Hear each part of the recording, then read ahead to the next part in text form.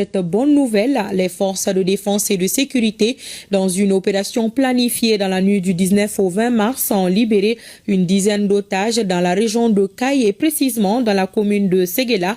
Un bus de la compagnie de transport Sonef et une voiture personnelle ont aussi été récupérés. Pour plus de détails, je vous invite à écouter les explications du colonel-major Karim Traoré, commandant du PC tactique du secteur 7. Il s'exprime au micro de Brahima Dawa.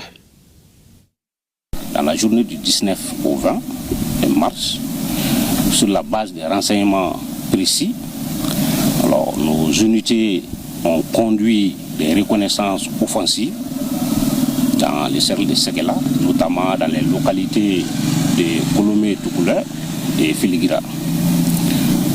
Et une base GAT a été démantelée et détruite. Dans cette base-là, les femmes ont pu libérer 12 otages, tous civils, des hommes, et récupérer un car Sonef et une voiture personnelle BMW. Nous remercions vivement la population de Caille, la population de Nioro, les autorités civiles et administratives. Depuis le début de ces opérations-là, les populations sont restées avec nous. Partout où nos unités ont passé, les populations les ont accueillis avec joie.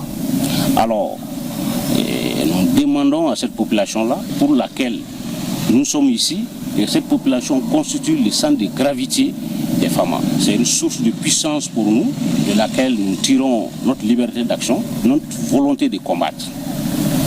Et si cette population, dans une certaine mesure, est avec nous, alors nous sommes sûrs et certains que nous allons mener toutes nos opérations avec succès. Donc nous les invitons à collaborer, nous les invitons à rester sereines, nous les invitons à comprendre que les femmes sont là pour elles et les femmes se battront nuit et jour dans tous les domaines, dans les airs et sur terre, pour assurer leur sécurité et garantir leur libre circulation.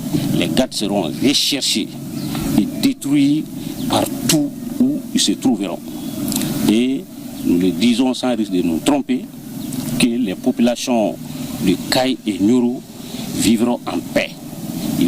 Ces populations-là vont circuler librement et leurs biens aussi circuleront librement sur toute l'étendue de la région administrative de Caille et de Nioro. On a été arrêté au mois de septembre 2025. Hier, on a vu l'intervention du secteur 7 qui nous ont permis de libérer.